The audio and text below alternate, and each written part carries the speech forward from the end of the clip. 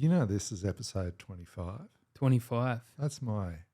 I think there's some crazy statistic that podcasts don't make it past 10 episodes. Oh, my God. I think it's like 90% of podcasts don't make it past 10 episodes. So that's quite scary, right? Like, it's positive that it's made it past 10, but where's it going to go from here? Hey? Sky's the limit. 25 might be the last one, Nick. I'd hope that you'd finish on someone a bit more impressive than... What do you mean? We're very grateful to be here at 27 Project today, Nick. This is your house, right? It is. Yeah. Tell us about 27. Oh, man, so much to tell. I guess so. The studio itself. Yeah. I've obviously got like a past in the film industry. I've been working on content since I was 12 years old. Yeah. And there was never really a space out west for lack of a better term for me to call home, I guess. Yeah. And I'm sure you're aware of everything happening in the West right now, in arts, in music, in sport. There just didn't seem to be a hub for it all. Yes. And obviously Ty's had a really successful UFC career. Amazing. Yeah. And he's constantly having to do press in the city. And we had a smaller private studio a couple of years ago. Yeah. And it became this place where people would come through and network, and some of the boys would come in and just bounce ideas and leave motivated, and it just became this really powerful energy. Yeah. And Ty was one of those people, and we kind of threw around the idea of doing it properly, I guess. Yeah. Like getting a warehouse and giving the Westies a place to call home. So you from the West? Yeah. So I grew up in the Hawkesbury. Right. But I moved to Penrith when I was like 17. Yeah, okay. And content at 12. What sort of content were you doing? So my grandparents bought me a camera for my 12th birthday. Yeah. And I was skateboarding at the time. Mm-hmm. And this is kind of, YouTube was around, but in terms of social media, like people weren't posting videos online or anything yet.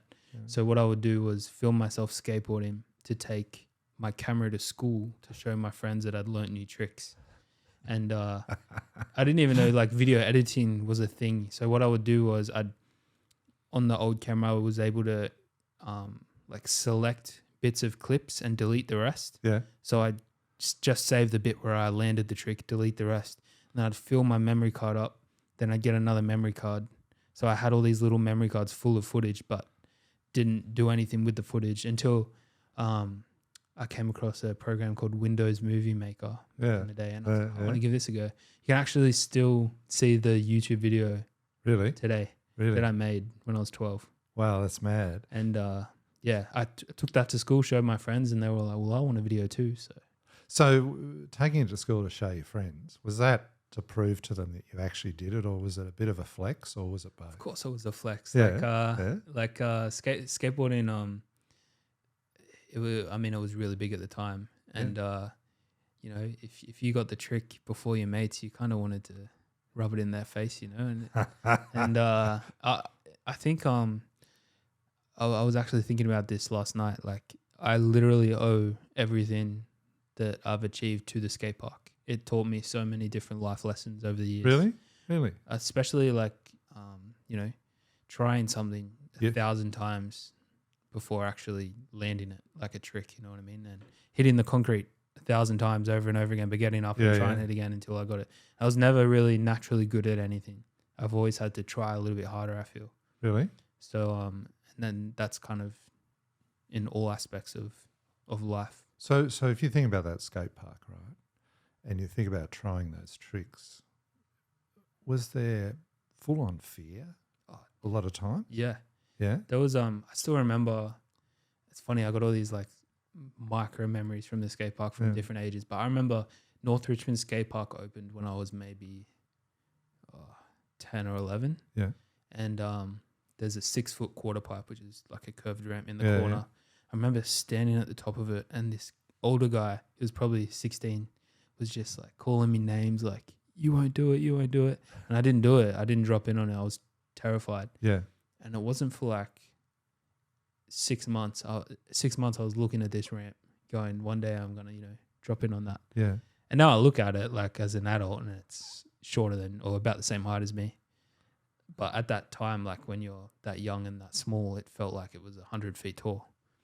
So how much of it was leading up to doing it? Yeah. Right? How much of it was practice and how confident were you? Or was it just like, I'm going to be vulnerable here and I'm going to throw myself out, and if I land on the concrete and break everything, bad luck? It was just kind of like I was lucky. A lot of the skaters that I was hanging around were a lot older than me. Yeah. And so it was kind of them, you know, hyping me up to do it. And one day I was just like, I don't even actually remember I wish I did remember the day that I did it. Yeah. But one day I just went, nah, I'm just going to do it. And I remember everyone was hyped. I was pretty young then, so a lot younger than all the other guys. So just tell me about those guys. I mean, it sounds like, they get into you and rib you, but it sounds like that they were kind of leaders of the pack. 100%. 100%. And I think that kind of, like, especially, and my grandma always used to say this, but she'd take me down to the skate park and drop me off. And, you know, kids that hang at the skate park kind of have like a bad rap. Yeah. But she would see stuff like this happening, like them helping me, and then that kind of evolved. And then I was once upon a time the older guy at the skate park helping the next generation. Yeah, right. And I don't know. There's like, I feel like the cool thing about the skate park was we were all outcasts in our own right. Yeah. But the skate park was like our hub, and that's where we all came together and we all fit in together. Yeah. Even though we might not have fit in at school, or none of us, like skater kids, are not really footy players or anything like that. No. A lot of them are quite artistic and, you know, kind of misfits in ways. So when you say artistic, like, were you sitting on the edge of the skate park dreaming? Like, is that the sort of stuff that an artistic person does? I mean, like, I think it's like, prime example, you go to the CBD, right? Yeah. And you're looking around, oh, that's a nice building, oh, that's a nice sculpture, whatever. A skater's looking at, oh, look at that set of stairs, or imagine if we jumped off that and then turned that into this and then grinded down that rail. Like, your whole vision of life becomes different. It's fascinating, isn't it? It's like a whole different way of thinking. So what was the maddest trick you did? Oh man, I you know what? I was never really that good. Like I got okay, but I was never that. This is how I got into the filming, because I'd hurt myself. Yeah. And then you know, I'd be the one with the cast on and filming all the other boys. And then I was just, there must have been something in the water in the West back then, because a lot of the guys, especially, so there was skateboarding, then there was BMX and scootering as well. Yeah. And in BMX and scootering, some of the best people in the world came from the West, like international competing levels. So talk to me about some of those dudes. Well, the first one that comes to mind is a guy, Cody Donovan. Yeah. He's an Indigenous man from Penrith. Yes. His dad was an Olympic boxer, actually. Wow. But he is one of the most talented people I've ever met in my life. And he was kind of like, the way I could compare it is, do you know who Tony Hawk is, the skateboarder? Yeah, I do. So he was kind of like, if Tony Hawk was in the scooter industry, he would be my friend Ryan. Mm. And Cody was like the Dogtown boys that came before Tony Hawk. Yeah. So they kind of like set the tone, and then Tony came through and took it off. Yeah. So Cody kind of set the tone, and then my friend Ryan came in and took it off, became like a household name. But Cody's just like, he's such a unique person. He's very creative. He was good at anything he tried, like anything he tried. And he just had that, he was older than all of us. So he was like a big brother for a long time to me. Right. He still is to this day. Is he? But yeah, I got so much respect for him. Is he still riding a skateboard? He's a scooter rider, but yeah, he still does. He'd be far out. How old would he be now? Like 35, 36 maybe. Yeah. So he was that much better than you in your estimation. Yeah. You're a very humble guy. But what did he have that you didn't have? Oh man, he's just like another level, like whole other. Like I can show you footage of some of these guys, and you're looking at them like, how is that even possible? Like the way that their brain works and how they translate that into. At the end of the day, like people might joke about it, but they're athletes. Of course, like what they do is like incredibly athletic. Yeah. And the way that they can like it's one thing to do a trick, but then to do that same trick and make it look cool is like it's so the style of how they do things. Yeah. Each kind of person has their unique style of how they do things, and just the way he does it is crazy. Yeah. That's interesting. So you ended up filming a lot of that, right? Yeah. So how did that experience shape who you are today? Because, you know, one of your key claims to fame is your ability around film and videography. So how did that experience shape that, do you think? I guess like the turning point for me was I was just making these videos and putting them online. And in fact, the first day I met Cody, I was a fan. And I met him at Olympic Park skate park. Right. And we shot some photos together. And I put those up. This was before, I think Facebook might have been around, but back in the day, I used to post on forums. Yeah. So I'd post the photos on forums, and then we spoke about making a video together. Yeah. And at the time, a few of my friends were getting sponsored by this company called Mad Gear, and Mad Gear emailed me. I remember I was sitting in woodwork at school. I got an email, and I was like, I clicked on it. And they're like, I'm pretty sure they thought I was like an adult. Yeah. And they were like, oh, we've seen the videos you've put out. We'd love to hire your production company to film some videos. And I was like, and then they're like, I think this would have been about August in 2009. So how old were you? I would have been 2009. I would have been 15. Yeah. And they're like, we're going to California in December. So, and I come from like a very humble family. It's just single mum household, but living with my mum's parents. Yeah. And I remember I went home from school. I'm like, Mum, I'm going to this guy on the internet's emailed me. I'm going to America in December. And she's like, no, you're not. Like, hey, what the hell? Only child, very protective. She's like, no, you're not. Yeah. So this guy that owned the company ended up flying to Sydney to meet our parents. Yes. And I had told him that I wanted to do this video with Cody. And because Cody was already such a big name, he's like, oh, see if Cody wants to join our team. Yeah. So we all kind of met up in the city and for a dinner. And the guy's name's Mike Horn. Yes. He met with all our parents, and I believe he's ex-military too before he went into the business world. Right? So he was very like, the boys are going to behave and they're going to do this and we're going to have a strict program. To be honest, that all went out the window when we got to America. It sounded very convincing. It was probably good for your mum to hear that. Definitely. Right? So, so he took us on this trip to America. Yeah. And I was the filmer and all my friends were the scooter riders. And then that to me, that was like, oh, I've made it. Like, it cannot get any better than this. But that was the turning point. So alongside this, my YouTube channel was blowing up at the time. Yeah. And it took off. And then this scooter thing took off. And then between the ages of like 16 and 21, I turned 16 while we were in America too. Did you? Between the ages of 16 and 21 was just constant traveling to different skate parks all over the world. Right. With the same kind of group of people. A couple left and just making videos. Yeah, right. Was that like a wild ride? Like, could you believe at the time, if you think back, like, you know, did it go slow or fast, or did you appreciate it? How did it hang? Like, I think just like the way I was raised, I've always appreciated any opportunity. Like, take it with both hands, and kind of like, you never know if it's going to be the last time something that cool happens, you know? Yeah. So I'm always incredibly grateful in the moment. Yes. It does feel like an entirely different chapter of my life, though. It almost feels like that was a previous life. Yeah. And it's kind of like, it was a bit of a, for lack of a better term, bit of a wig out for me at the time, because I was never comfortable in front of the camera. I'd always like to be behind the camera.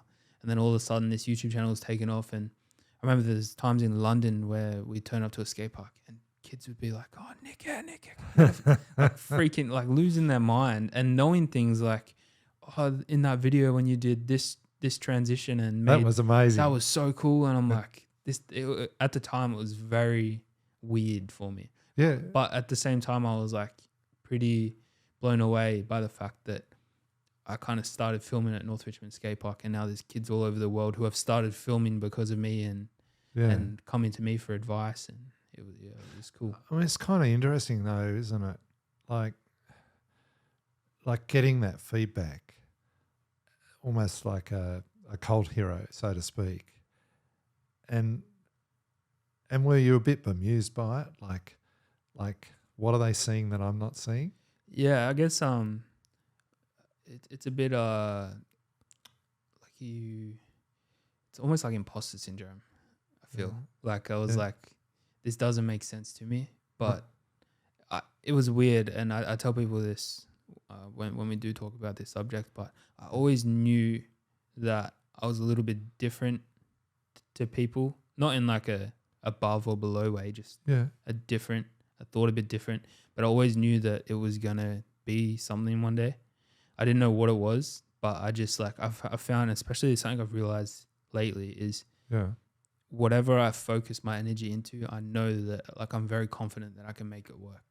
Yeah. And back then, being a skate park filmer that traveled the world wasn't a thing, Yes. but I was so set on that being my goal Yeah. that I made it a thing. Yeah. And then I feel like I've transitioned that into the studio now. Like when I told people, especially people in the film industry, that I was going to put a studio out the West, they were like, why? Like, Oh, really? yeah. Why'd you get that reaction, do you think? A lot of the time that I'd like meet people, say at like Fox or on movie sets, Yeah. and they'd ask where I'm from. I'd say, the West, I'm from Penrith. Yeah. And they'd always be like, oh man, that's so far away. It's like, settle down, I'm not inviting you. Like, you don't have to come out here. But people just have this, I feel like people have this idea that Penrith is like another country. Yeah. Like it's really not that far. Like I have friends that live in like Manly that we'd work on films together, Yes. and it would take Yeah. them the same amount of time to get to work that it would me. Yeah. But yeah, I just feel like there was one person in particular who's quite big in the industry that was like, oh, Nick's wasting his time. He could be building a studio in the city and Where it's at. and Why would you go out to a Yeah. sleepy old place like that? who's going to come out there? And at the end of the day, I'm like, I don't care if anybody doesn't come out here, because there's enough people out here Yeah. that will appreciate it and utilize it. And Yeah. the coolest thing would be if, for me, and I know Ty and Chris are the same, Yes. is if something amazing came out of this spot and we were able to contribute to that. Yeah. Whether it was somebody's podcast blew up or somebody's clothing brand blew up or Yeah. Exactly. whatever it is, like whatever we can do to be a part of it and help It's that pretty happen exciting, is right? exciting for us. Yeah. Yeah. I mean, I'm big about the West, but because I think this is where it's at. Yeah. But I think it's interesting, the whole geography thing, and that, the stereotyping of where you need to be successful. Yeah. And if I reflect on you posting your early videos on forums, what's really neat about that when you think about it is they sent you an email because of the quality of the video, not because of who you are or where you live or, what crowd you mix with.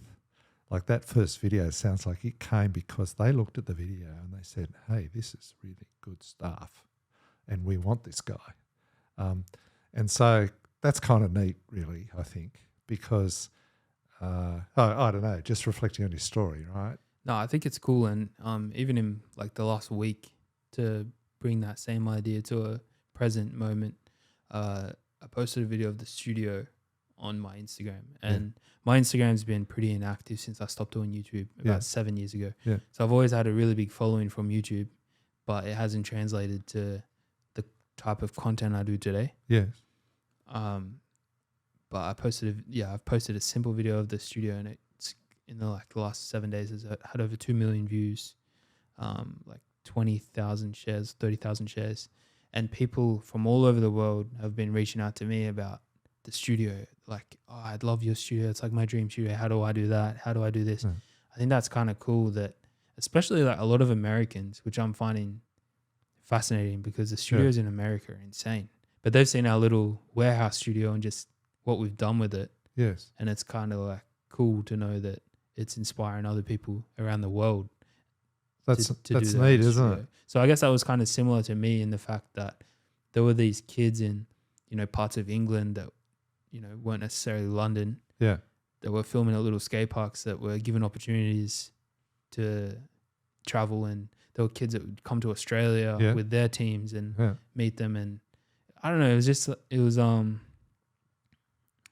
was a very different, as I said, it was a very different time of my life, but I as you said, it goes to show that you don't need to be from the big smoke to Right. make an impact. No, I mean, I just want to touch on the value thing, I guess. Or I call it the value thing. You said it was imposter syndrome a bit back then. But you also said from a young age you knew that there was something different about you. And whether that was overt or, kind of in the background, that feeling you had. And you sort of said that it translated into a confidence that you can do stuff. Was there a time when that switch really flicked for you? Like, did it creep up on you, or have you always had that feeling, or have you felt that, as the years have gone by, still a young dude, but, was there a time where you thought, well, actually, gee, I am really good at this, and these are the things I'm good at? Yeah, so I guess I was talking to Madge about this yesterday, actually. Yeah. There was like a point in time where I would watch films or commercials or content in general, be like, how did they do that? Like, how did they make that camera do this, or how did they do that effect? Yeah. And I just I'd be so blown away. And I had this guy that I worked with, Joe Mackhart, who's incredibly talented visual effects artist and really good editor, director too. And he would just be able to do that. He'd be able to watch something and go, oh yeah, do this and that. Right. And then have the final product. And I'd always be like, not jealous, but just envious of the fact that he was able to do that and how is he able to do that. And then it was experience. So 10 years later, where I'm at now, I'm now able to watch something. It might not break it down to exactly how they've done it, but I'd be able to break it down and reverse engineer it to a point where I'd be able to do something similar. Yeah, right. And for me, like the confidence of the content creation has been maybe the last 2 years only. Yeah. And I think it's when I finally got to that point where I took, because I never went to film school or anything, I'm completely self-taught. That's amazing. So I had to go back and learn some of the fundamentals that I'd skipped. Yes. Which I had put some effort into about 2 years ago. And I'm at a point now where I'm able to do that reverse engineering. Yeah. But in terms of being confident about the business side of it, has only been the last year. That's neat, and you mentioned CommBank as well. Yep. I think I mentioned to you a while back when we caught up, I spent a part of my career in CommBank before I started JPO Business some 23 years ago. And I know how powerful that brand is. In Australia, that brand opens doors. You mightn't have a connection with some people, business people, private people. You're wanting to sell a product, but if you've got that brand behind you, it opens doors. And so it must be pretty cool to work with brands like that. And a bit scary, I'd imagine, as well, right? It was very scary. I was lucky though that so that particular job came through my friend Jay again. Yeah. And it was really cool though. We spent a day here at the studio just rehearsing different camera techniques and different ideas that we had. So the cool thing about what Jay and I have been doing together is creating content optimized for mobile viewers. Yes. A lot of people think optimizing content for mobile is just turning the camera sideways, but it's not. It's a whole different way of shooting. Yeah, right. The frame guides become different. All of a sudden, you don't have the rule of thirds that you're normally dealing with. Yes. The real estate of the screen, you have to be thinking about where the interfaces are for certain social platforms, and everything needs to kind of. It's honestly its own type of content, and there aren't a lot of companies that have tapped into focusing on that yet. Right. Which Jay and I are trying to do. Yeah. Yeah, neat. So it goes from camera techniques to editing styles, everything. The horizontal version, the vertical version are two separate things. So why haven't they picked that up? I think, honestly, I don't know. I think a lot of, especially older heads, think that the vertical thing is a fad. Yes. It was kind of cool.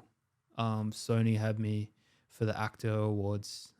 Would have been about 2 years ago now. Yeah. They had me sit at a round table, and they had 4 different film directors from different parts of Australia, but different parts of the world in terms of what we work on. Yes.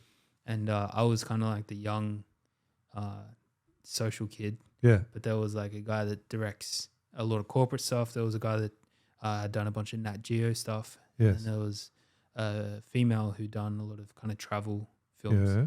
And I think the reason they had me there was because they're pushing this whole vertical thing. Yes. And they needed someone that understood that. And when I brought up the reason I like using the Sony FX3 cameras is because they've got an auto rotate sensor in IBIS that adapts when you rotate the camera. And the older guys are like, oh, yeah, we don't know too much about that. They kind of, one of the guys looked at me in a way as if to kind of, he didn't take me too seriously, I guess, which didn't bother me at all. But I think people just have this concept that you can just shoot it horizontally and then crop in. Yes. Yeah. Which works, but it just doesn't work the same way. So I can't help making some business sort of analogies here. Yep. And it's going back in our discussion because there's just so much of what you talked about which I'm excited about, right? Like, we talked about that value piece. When did you identify and actually figure out what your value was and what you were really good at? And, you said that that's percolated over a period, and probably the last couple of years is really where it's kind of hit home. But then, and I heard you talk about how you were trying to figure out how someone did something. And to me, that there's a curiosity I can see and an inquisitiveness and also perhaps some analytical capability there to say, well, I don't know how they did that, but I'm going to find out one way or another. And then you tell me that, well, I've never trained in film, so I went back to learn the bits that I, didn't know, and I retrofitted them. And look, if I look at my clients, business owners, large, medium and small in Australia and around the world, the really successful ones, Nick, they know their value. They know what they're very good at. And, that doesn't mean they've known it from day one, but they've figured it out. But they also know that they sort of know what they don't know. and so they never lose that innateness to be inquisitive and learn and figure out another way. And that's how they become innovative. And, you're talking to me about the small screen and how to deal with the small screen. That's an innovation, right? There's plenty of us business owners that kind of set and forget. We get into our sort of mid-30s to 40s, say, and it's difficult to put an age group on it, right? And we say, well, I've learned everything I know. I just now need to run hard at what I'm doing. But I operate within boundaries, and that's it. And those guys and girls run successful businesses. But in my estimation, we value businesses. And in my estimation, they're not the most valuable businesses because they don't lift sustainable performance to the heights that they can if they have that more dynamic approach to things. So going on a bit, but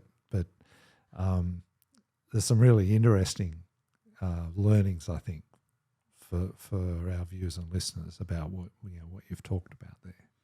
Yeah, I think we spoke about this last time we caught up, but it's important to lean in to new technology and new practices.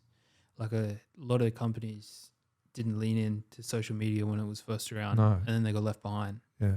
So it's important to kind of be aware of what's working in the world right now, which is mobile first campaigns, and then just be okay to go, you know what, maybe I can figure out a way to optimize that content and make it better. Maybe I don't just be stubborn and shoot like this and crop in. And some people still take the mickey out of it, but I enjoy it, so I don't really, doesn't bother me what people think.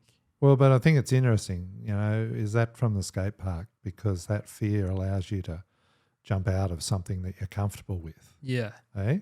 I don't know. Another thing to the skate park is it taught you, I want to say like street smart sense. Yeah. But Yeah. I feel like that's given me a confidence in this business as well. Yeah. To kind of stand my ground and being like, no, like I know what I know, and I know that what I know works. And that doesn't mean that I'm not open to learn new things and listen to people and whatnot. But if I'm positive that I know it's going to work, then I'll stand my ground. Yeah, I love that. But are you good at everything? No way. As I said, nothing comes naturally. So tell me 3 things that you're not all that good at. In business. In business, saying no. Put in a proper value on what I do. Yes. If I was going to go sell Madge's content to somebody, I would go down fighting with what he's worth. Yes. So myself, I'm like, sometimes I just do things and then regret them later. And in terms of like negotiating too much with clients, and then I feel like, I don't know if this counts, but I find it very hard to switch off.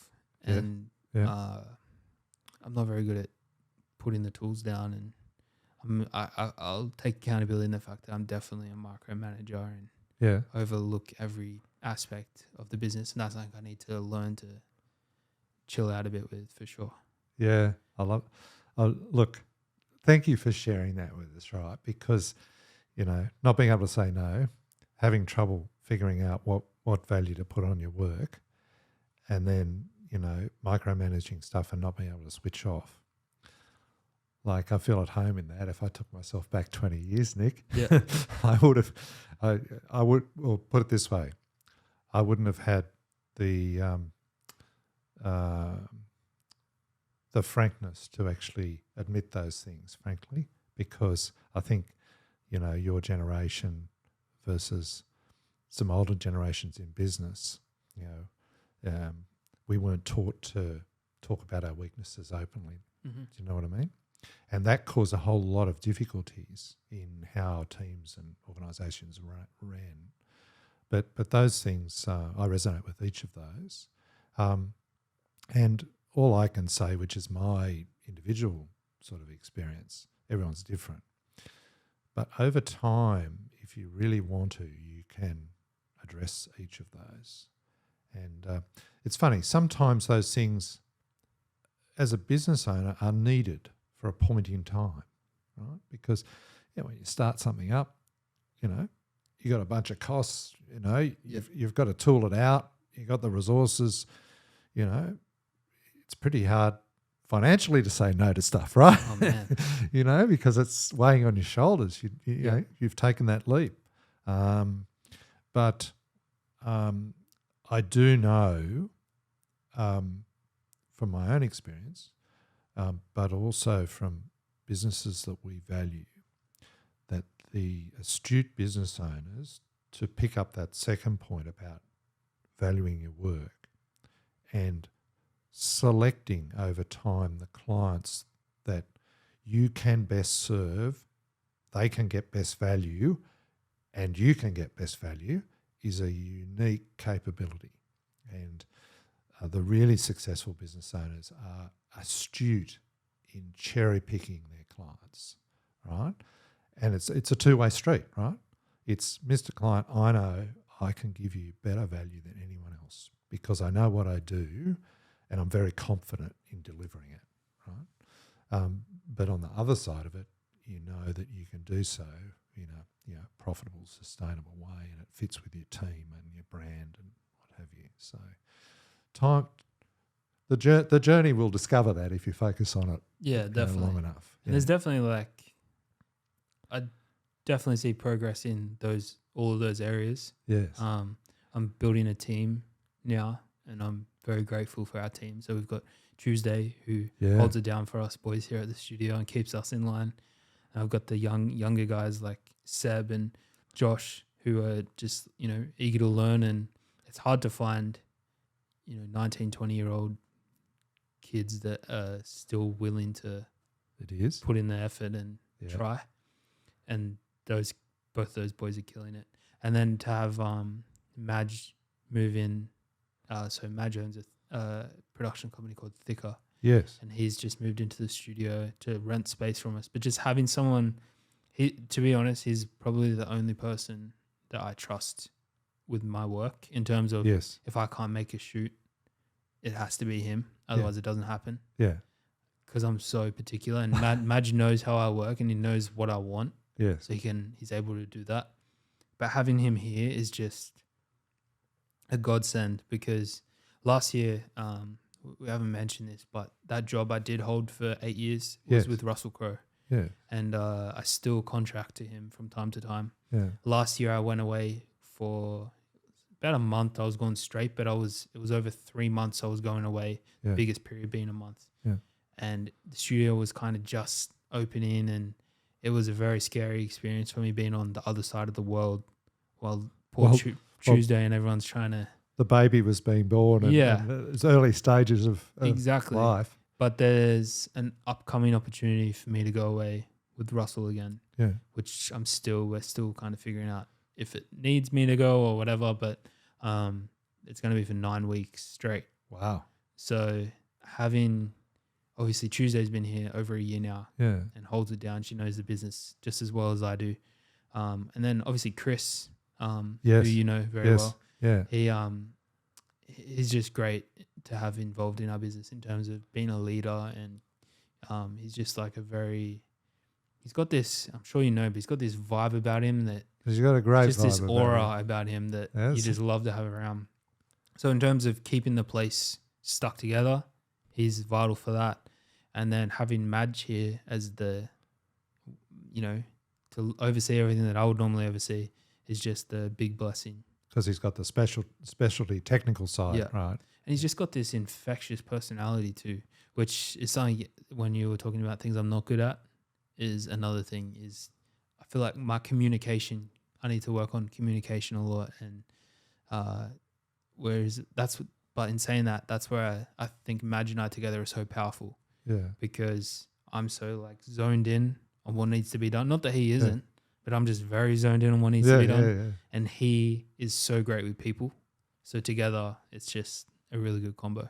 But having him here is just going to be this 9 weeks. It's going to be obviously tough going away for that long, especially when the studio is popping off right now. Well, yeah. But it's in safe hands. So look, I really like the discussion we've just had, right? Because what I like about it is you're not trying to be everything. But also what I like about it is each of those team members you mentioned what they're good at and what they contribute over and above what you contribute. And I think it's a great test if you can be away for 9 weeks, right? If you can put a young team together. And sure, things are going to go awry, right, in areas. But it's a massive, it's a leap of faith, it's a trust, but it's also saying, well, listen, we've all got skills, and the pie is bigger when we deliver those skills, together. And again, I look at some very large businesses and some smaller businesses, and the owners, some of them are generalists, and they've made themselves generalists because they felt that they needed to be responsible for everything all the time.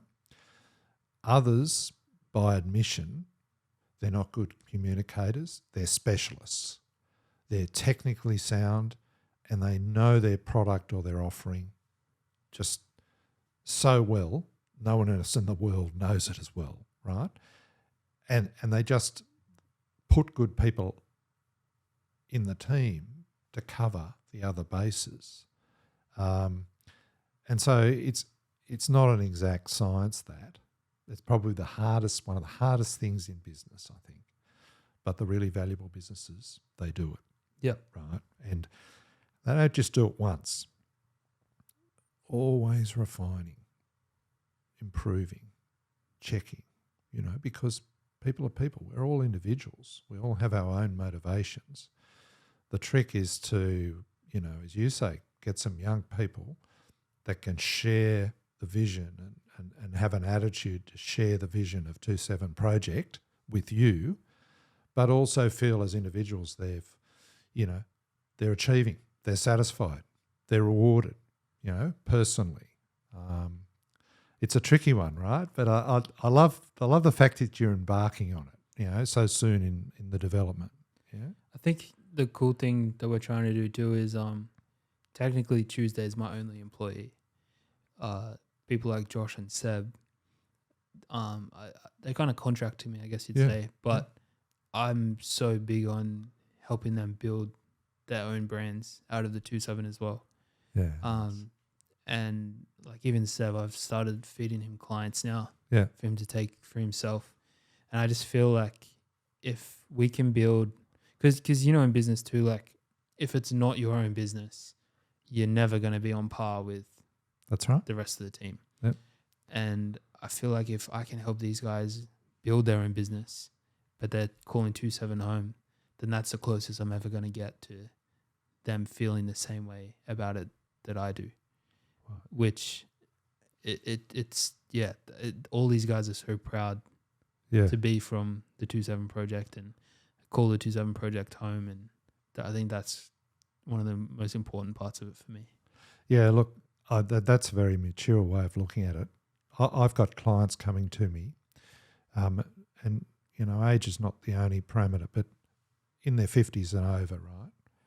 And they're business clients, and they might be businesses with a $3, $4, $5 million turnover. They might be businesses with $100, $200 million turnover, private businesses, and they're trying to retrofit into the business with their senior team and people what you just talked about, right?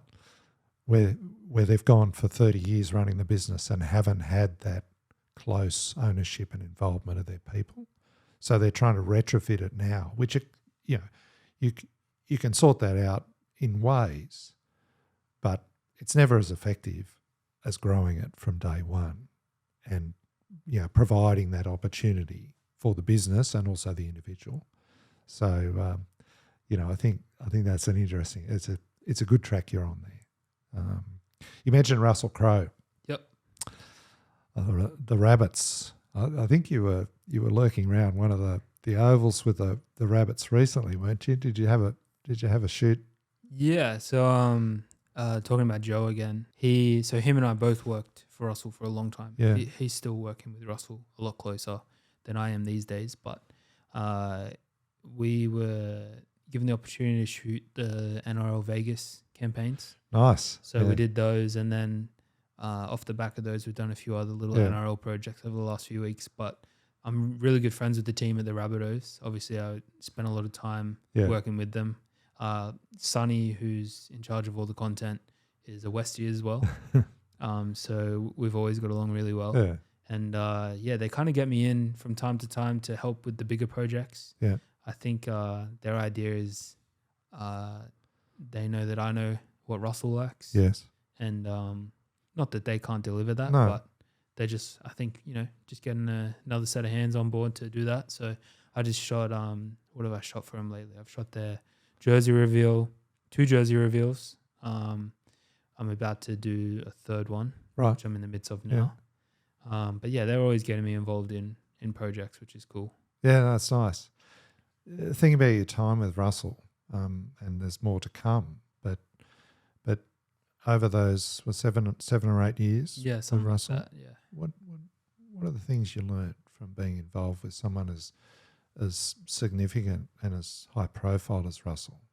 Yes, I don't mean this in a negative way, but he threw me in the deep end quite a bit, and it was all intentional, I believe, from his end. Whether it was we've got 15 minutes to turn this around, or whether it's I need a website, or whether it's, he's always, I don't even know if he knows to the true extent what he's done for me. And I'm not trying to suck up his rear end here, but he's given me like some pretty insane opportunities. Yes. And I worked really hard working with him. Like I've burnt myself out numerous Yeah, times, but it's also conditioned me to the point now where I do other jobs. I'm like, oh, well, that was easy. Yeah. The best story with Russell is the day that I quit. Yeah. I was man, he was in London working on a movie. Yes. And I texted him, and I never really in the whole time I was there, I would never cold message him. I just cold messaged him one day. I'm like, hey man, can we jump on the phone for a chat? Yeah, yeah. And he wrote back, which hat do I need to wear? And I think I wrote something back like, just like your advice hat or something like that. Yeah, yeah. And he said, look, I'm a bit busy this week. Can we jump on a call, let's say next Monday, whatever it was? Which is insane, by the way, because when you've finally grown the balls to be like, I'm going to quit, and then they tell you got to wait a week. Like, damn. You know, honestly, there was like a year period where every day I'm like, today's the day. Yeah, It just didn't happen. And I finally, a certain straw broke the camel's back, and I was like, today's the day. And then to find out I had to wait a week. So that whole week I'm overthinking things, and I'm thinking, how's he going to take this? Is he going to think I'm not being loyal? Is it going to be... And anyway, he calls me. What is it, Nicky boy? What's going on? He goes, are you leaving me? Like this off the bat. Really? And I said, yeah. How did you know? And he goes, I've been waiting, for this to happen. He goes, it's about time. And he's like, he said to me at the time, and I'm not an emotional person in terms of like tears or anything like that. But by the time I got off the phone, I had to be like, oh man, I got to go. Something's coming. Sorry. But it was because I was crying. And he said to me, he's like, this isn't any door shut. If anything, more are going to open with me. And he's like, go and get a good account and do this and do that. Yeah, right. He gave me a lot of advice. We were on the phone for maybe 15 minutes. Yeah, nice. And that was kind of the end of it. And I'm like, I wonder if he means that stuff. Like, I wonder if I am going to work with him again. And honestly, I've worked with him more in the last 2 years than I did the whole time I was working full-time for him. That's amazing. And on cooler things. And he trusts us a lot, which is someone at that level to trust you is pretty cool. That's pretty neat. So why did he throw all that work at you though during those years? Why did he basically lift the goalposts every time for you? I think he just knew that Joe and I are capable of doing it. Yeah. And it's kind of funny, like it's frustrating sometimes in the moment when someone's like, just get it done. I know you can do it, just get it done. Yeah. You're going, and you're kind of going in the back of your head, I can get this done, but it's a pain in the ass for me to get this done. Yeah. But as I said, it was just conditioning me for the future. What have you learnt from Russell that you're either applying or might apply to 2-7 Project?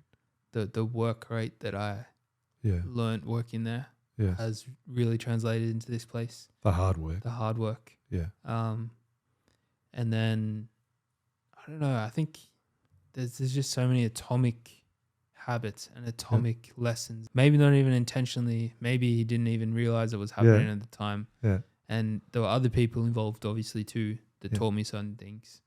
But I just, I feel like it's just like, it's hard to explain because there's so many little atomic things that have come together and made massive differences. I mean, I'm not a movie buff really, but if I think of Russell Crowe, there's a few movies that come to mind for me. Back in the day, A Beautiful Mind. Yeah, it's an incredible movie. And John Nash, Nobel Prize-winning mathematician, schizophrenic, Russell Crowe, like it just took me to another world, that whole movie, how he portrayed that character. It was just, I found it incredible. And I'm not someone that gets too emotional about movies, to be frank. And then Cinderella Man, a totally different feel. And then, Gladiator, I mean, the list goes on and on. I mean, he's done so many, but, I don't know what your perspective is. I strike him as someone that he seems so adaptable to these characters. Oh, man, he can, I always love when he's telling stories because he just hops in and out of different characters, different accents, different voices. He's the best storyteller. And Poker Face, an Australian production. Yeah. So I was able to work on that film and did a lot of drone stuff and behind the scenes stuff, and then ended up shooting a scene Yeah. towards the end of the production, and watching him go from like putting the director's hat on to also being the main star of it, That's clever. and watching him go from being the person who's making sure everything's happening to then playing an entirely different character Yeah. 10 minutes later. Yeah. That was really cool to see. I hadn't seen him in that That's very light clever. before, but he's so talented. There's no doubt to why he has been so successful. It's amazing, isn't it? Yeah. Hey? And for you to work with him and still be working with him.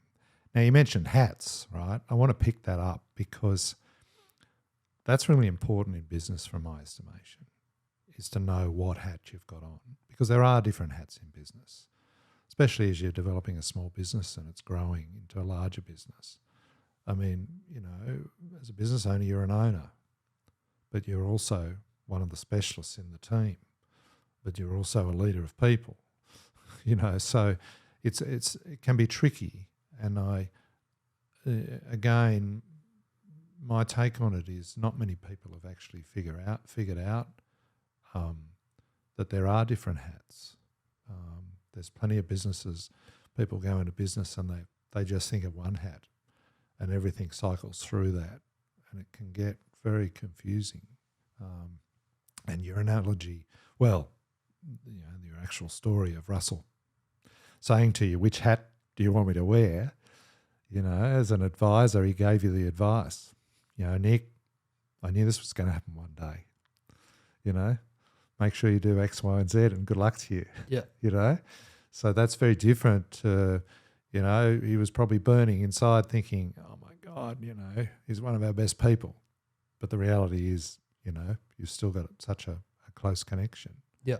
But I think that hat analogy is very important in business and something that's not, you know, it's not talked about very often. I think it's I think one of the reasons that I don't want to say that we're successful here, because we still got a long way to go, but I think we're on the road to success, is none of us see each other as above anybody else here. Yeah. Like even Ty. Yeah. Like there's been time. There was one day I came in here and it was like 40 degrees and Ty's in his undies on the lounge, and I'm like, what are you doing? And I look around, he's just built, like, we ordered all these chairs for the boardroom. Yeah. And he's just spent, you know, an hour or 2 hours fitting all these Putting chairs them together. out. And he looks so exhausted. Like it was hot. I just remember that day. And I just like, even that to me, I was like, oh, like a lot of business, especially the people of even Ty's level, Yeah. would be like, oh, I'll just get the young kid to put these together. Like, and even like when it comes to the cleaning here, Yeah. we all kind of take turns. Like Tuesday and Seb did it this morning, but I did it yesterday. And like, I think it's important to, of course, there's a hierarchy, and there should be a hierarchy, but to also set a good example for everybody here and be like, nobody's too big for any role here. Everybody's going to scrub the toilets. Yeah. Everybody's going to, you know, stock the fridge. Everybody's going to take the bins out. And there's no like, there's no kind of talking down to anyone here or anything like that. So when we finish this, does that mean I catch up with Tuesday and she gives me the toilet brush? Exactly. As it's I your leave. turn. Nobody leaves without giving it a scrub. I look forward to that. No, I like that. And I think, you know, organisations founded on hierarchy without a good culture, you know, can really be pretty toxic places to work. Yeah, I've seen them. Like I've had clients in the past where I've gone to their head office for a meeting or whatever and seen bosses yelling at staff, and I'm just like, what is this? Like, and I think the biggest fear for me would be these guys to hate being here. Yeah. I'd never want to like have that, you know, control over someone where they hate their job and they don't want to be here anymore, and they've somehow been manipulated into putting up with it and staying. So even if I have to like have hard conversations with any of the guys, I try and, you know, preempt it with a, you know, I'm not mad or I'm not angry at you or anything like that. Like, but we just need to have this hard conversation. This is how it is. Yeah. Was it hard to make the leap into starting up this business? Oh, it was terrifying. Yeah. But What drove it, Nick? What drove man, it? there were years where people were like, when are you going to go do your own thing? When are you going to do your own thing? Yeah. And I was kind of like, oh yeah, soon. But until you are physically ready yourself and emotionally ready yourself, it's never going to work, right? And people are always like, oh, when the right moment, but there's never going to be that perfect moment. But the thing for me was in COVID, when we were in lockdowns, Yeah. I was still creating content from home. Yeah. And there wasn't much work on for me, so I had to take holidays from work, some leave. But I was shooting commercials I did a commercial for Huawei. I did a commercial for Sour Patch Kids. Yeah. Intel. Oh, yeah. And this was all from my house. And I was like, it's pretty cool. And to be fair, the reason I was able to get clients of that was because of my following on social media. Yeah. But I was like, it's pretty cool that these companies, still trust you and still trust deal with me. you. Yeah. So I was getting a lot of that done. And then when I was to go back to work, it wasn't that I hated my job, but it was sitting in my car for 2 hours every morning in traffic, getting to work. Some days, like if Russell was on a film or there wasn't much happening, some days I'd sit there and do a little bit of work, and then it felt like the day would go forever.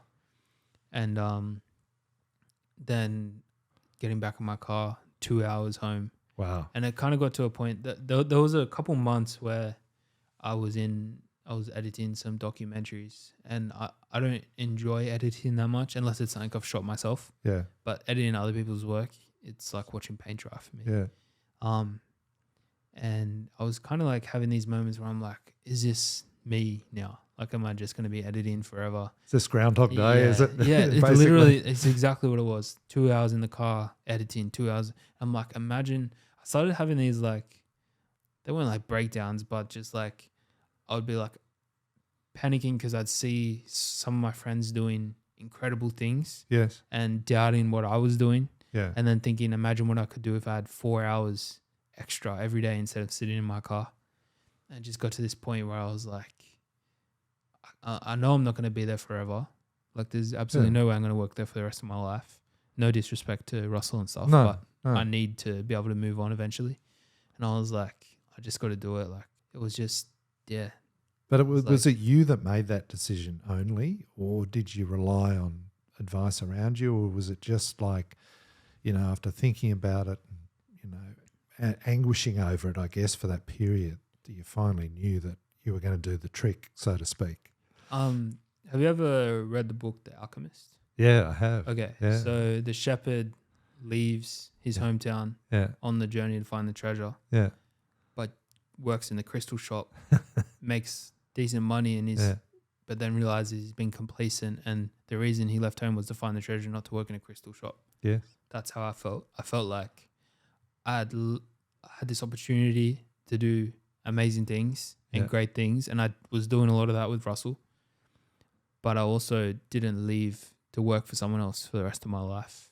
Yeah. I left to, build something. I didn't know what it was. But you wanted to build it yourself. But I wanted to build it myself. Yeah. And and the cool thing about The Alchemist is the treasure was at home the whole time. And I was constantly traveling and doing all these different things. And then I thought, man, like a studio in the West would be cool. And the rest is history. Oh, hopefully we'll see how we go. Oh no, it's lovely. I mean, and you've started the journey, right? And you're well into the journey.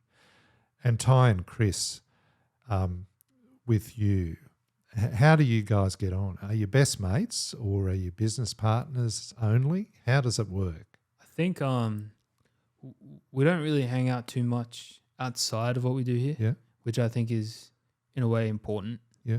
I've had businesses before with friends, and it kind of that line gets blurred of what's the friendship, what's the business. Yeah.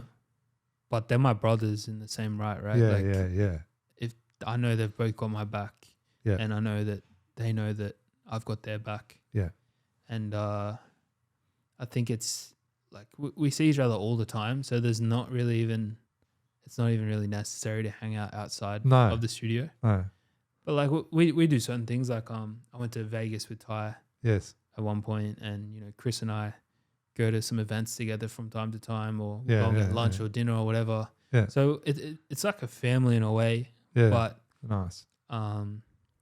we've all got, so like Chris has got a family, of course. Yes. Ty's got Carter and his career, Yes. and then I've got my partner and the studio. So it's kind of like we've all got our own little role and stuff, but Yeah.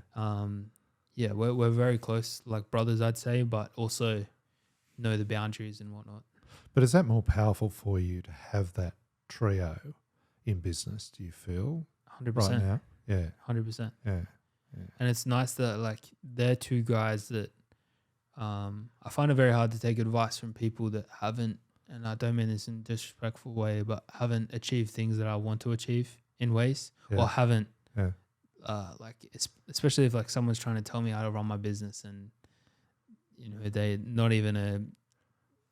might not be a camera guy, or they might not even own their own business. No, exactly. I find it really hard to take advice about that. I can take advice from him from other things, but unless you've been in the pit. Yeah, unless you've been in the pit. Don't tell me what it's like in the pit. Exactly. Yeah. But Chris and Ty, I know I can go to those, like poor Chris probably cops it the most out of anybody of my life problems, because I really have that much respect for him. Yes. And he's just got that aura about him where it's confident and, you know, very trustworthy. And then Ty's just got this person, like people think Ty just gets punched in the head and, you know, punched in the head for a living, and he's a bit of a meathead, but he's really creative. There's a lot more to Ty. There's a lot more to Ty. He's a very smart person. Yeah. He might play it off a little dumb sometimes, but he's a very intelligent person. He's very aware of what's happening. Yeah. And probably similar to like me in the skate park and Ty in the streets, I guess he learned a lot.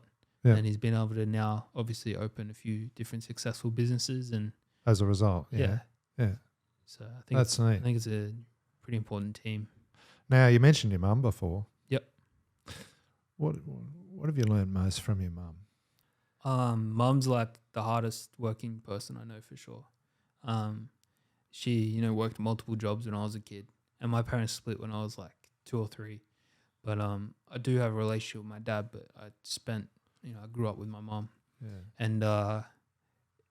And my grandparents. And my mum's dad, so my grandfather, was like the role model I've always had growing up. Really? Still to this day. Like really? He's the best. Like what about him? Man, he's just like, I think him and I have such a close connection because all he ever wanted was a son. He had 4 daughters. Yeah, right. And then I was the first grandchild. So him and I have like a very tight-knit connection. Yeah. But he was a firefighter, captain of the fire brigade in Richmond. Yeah. But he was also a full-time worker. He built rainwater tanks. Okay. And now he actually manages the local soccer fields still, and he's in his 80s. Really? Still going. He's just like, he's such a hard worker and just a family man. Yeah. And he had that thing growing up where like he wouldn't get angry often, but the second he did get angry, I was like in full tent, like it didn't happen very often, but when it did happen, I was like, shit, I've done something here. So he's just, I don't know, I've just always had a lot of respect for him and my mum and my grandmother, and my mum's sisters too. They've all been like we have very tight knit. That part of the family is very tight knit. Yeah. Even my cousins. So he ended up having 4 daughters, my grandfather, and then 4 grandsons. Oh wow! And we're all like brothers. So we're a very, very close family. A lot of hard workers in the family, but we also hold each other accountable for things. If someone's dropping the ball, the rest of the family will pull them up and be like, "What are you doing?" And it's in my. But going back to the initial question, my mom, she's just such a hard worker. She's her and I share a lot of the same personality traits and values, and even like my partner will be talking to my mom and she'll be like, oh, Nick said this the other day, and my mom will be like, yeah, sorry. He's probably got that. That's how he is. Yeah. Or, Nick comes home and he's tired and in a mood, and mom's like, oh, sorry, that's, I gave that to him. Yeah, I gave that to him. But she's the best. Like she, you know, I got 2 little dogs as well, and I'm always traveling. And Ashley, my girlfriend, she's a flight attendant. Oh, is she? So mum's always, you know, looking after the dogs, and Yeah. I don't know, she's the best. She's Yeah. great. We've got a very close relationship. I love that. What would she say if I interviewed her about you? What would she, in terms of reflecting on the business that you're working in here at 2-7? I think she'd say, first of all, she's extremely proud. Yeah. I know my whole family is, because no one in my family is artistic, or I wouldn't say they're not creative, but they're not creatives, if that makes sense. Yeah. I think mum's probably the only other person that's like blown away by this whole situation as I am. Yeah. Like, whether it was the first time I went to America, she was like very obviously protective, and Yes. but then it wasn't long after that she just had to learn to let go, because I was just getting booked to go here and there and there. She's my biggest supporter, you know. Yeah. And my whole family are. Yeah. And Ashley, of course, but no, I think she's extremely proud. Well, Nick, I think she should be, but not for me to tell her to do that. I'm sure she is. It's been a delight catching up with you and just having a little chat about where you're at, what you're doing at 2-7 Project, but also the journey that you've been on from those early days in the skate park and the tricks and filming, you know, for working with Russell, for doing some work with some major international and national brands, and for building this palace, 2-7 Project, in the West, right? And for you, Ty and Chris, having the confidence to do that here, because this is where it's at in Sydney, in my view, and in fact in Australia. And there's a lot of creative people. There's a lot of business owners from all walks of life and others that, you know, I know value what you're doing and what you're providing here. But thank you for being so genuine and generous in sharing who you are. Appreciate that, man. Thank you. It's been an absolute delight. Oh, likewise, thank you for coming through. I really appreciate your time and your advice, and looking forward to doing some more stuff together for sure. Absolutely. Thanks, Nick. Thank you.